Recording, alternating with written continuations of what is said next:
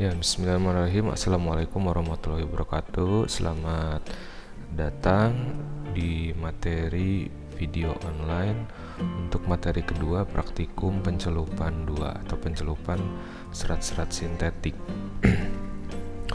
Untuk materi kedua kita akan masih mencelup serat poliester dengan zat warna dispersi juga. Sistemnya juga masih exhaust, tapi metodenya exhaust tapi menggunakan parameter suhu dan tekanan tinggi. Oke, gitu ya. Nah, berapa suhu tinggi dan tekanan tingginya itu? Kalau sebelumnya yang materi 1 suhunya adalah 100, sekarang kita menginjak di suhu 120 sampai 130, di mana mencapai optimalnya suhu transisi gelas dengan pergerakan rantai molekul serat di bagian amorf akan lebih aktif daripada suhu 100. Jadi di 120 sampai 130 pergerakan rantainya akan lebih aktif daripada suhu 100, sehingga ruang-ruang yang terjadi akan lebih besar dan lebih banyak, sehingga masuk molekul zat warnanya bisa lebih banyak. Ya, karena ruangnya juga lebih besar dan lebih banyak, maka zat warna dispersi akan berdifusi ke dalam serat lebih cepat dan lebih banyak. Oke. Nah, dengan suhu seperti ini, jadi kita tidak perlu bantuan zat pengemban atau carrier ya. Dan tentu saja karena suhunya lebih tinggi, waktunya bisa lebih singkat dan biaya prosesnya bisa lebih hemat. Oke, kemudian nanti sama juga akan ada cuci reduksi. Ini teori dasarnya untuk serat poliester. Kurang lebih sama ya, merek-merek dagangnya, penggolongannya.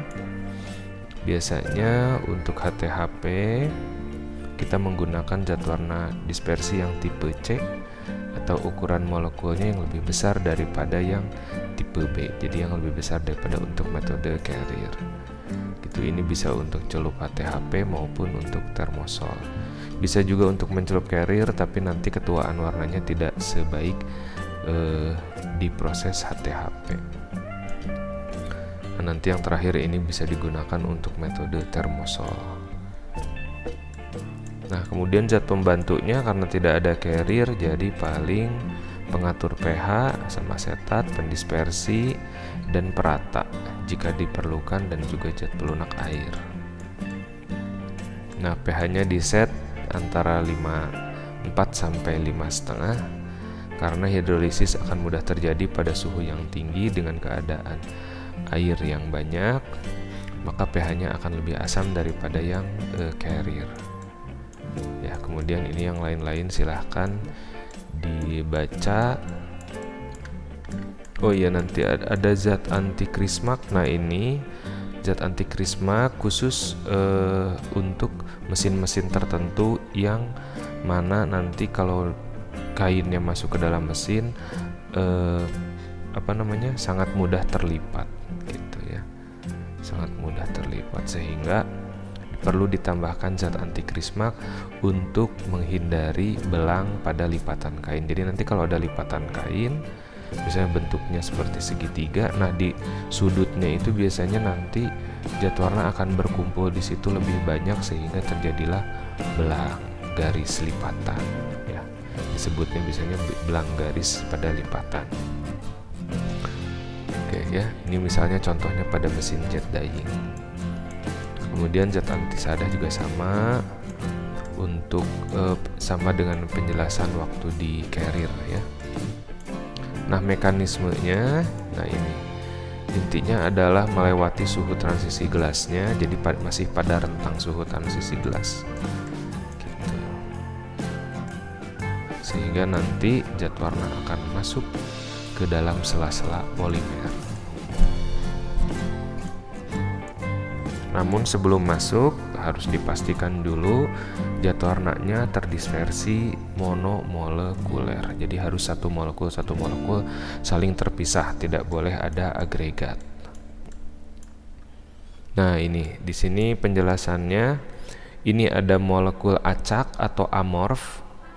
Ini ada molekul terorientasi atau oriented amorf, dan juga ada molekul yang kristalin, yang sangat rapat, yang tidak bisa diganggu gugat. Nah, zat warna akan masuk ke bagian molekul teracak dan sedikit masuk ke bagian molekul amorf yang terorientasi. Jadi masuk ke amorf saja. Gitu. Oke. Nah, nanti fase molekul zat warnanya bisa berbentuk molekul, berbentuk kristal, berbentuk agregat kristal. Oke ya.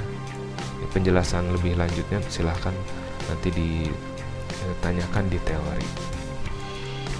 Nah, mekanisme penyerapannya, nah karena fiksasi zat warnanya dengan serat relatif tidak ada, atau ya ada pun hanya ikatan hidrogen, itu pun sangat sedikit ya. Jadi biasanya hanya 3 saja.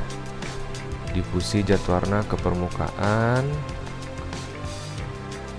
ini dari larutan ke dekat permukaan, ini dari pendekat permukaan ke permukaan serat, dari permukaan masuk ke dalam serat. Setelah masuk ke dalam serat ya sudah, karena hanya gaya-gaya fisika.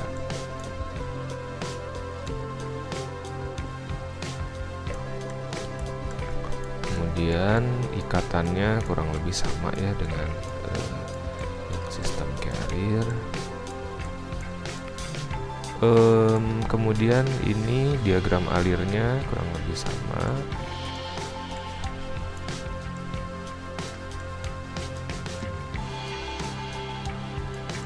Kemudian persiapan larutan celup. Nah, skemanya ya kurang lebih juga sama dengan carrier, hanya suhunya saja 130, waktunya 30 menit, RC-nya di 70 derajat 15 menit.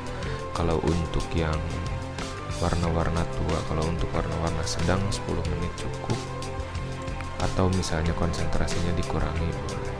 Nah, yang perlu diperhatikan ini pada saat sudah 70 sama ya seperti yang materi carrier, jadi setelah 70 atau 80 kenaikan suhunya harusnya dibikin landai supaya difusi zat warna ke permukaan serat dan dari permukaan ke dalam seratnya landai pelan-pelan supaya tidak terjadi belang. Kalau di sini sebelum pori-porinya ngebuka, silahkan panaskan dengan cepat, secepat-cepatnya tidak masalah. Nah, ini resepnya, penggunaannya, waktunya 30 sampai 45 menit, dan untuk beberapa zat warna dispersi yang terbaru dengan struktur molekul yang lebih baik gitu ya, bisa dilakukan di suhu 120 dengan waktu kurang dari 30 menit gitu. Jadi 20 menit juga ada yang sudah bisa terserap dengan baik. Kemudian ini cuci reduksi. Cuci reduksi bisa ditambahkan deterjen jika ada penambahan zat-zat pembantu yang relatif banyak, misalnya zat perata, antisada, antikris ya. Ini perlu dihilangkannya dengan zat penyabun atau deterjen ya, detergensi. Nah, untuk hidrosulfit dan NaOH sendiri khusus untuk cuci reduksi zat warnanya. Untuk zat pembantunya dicuci dengan deterjen. Gitu. Nah, kemudian prosedur kerja bisa kalian baca, kemudian tugas akhirnya silahkan buat laporan progress report berdasarkan tugas yang sudah diberikan ya. Oke, saya rasa cukup untuk materi kedua. Nanti kita lanjutkan dengan materi yang ketiga, masih dengan pencelupan polyester dengan zat warna disperse, namun metodenya metode kontinu.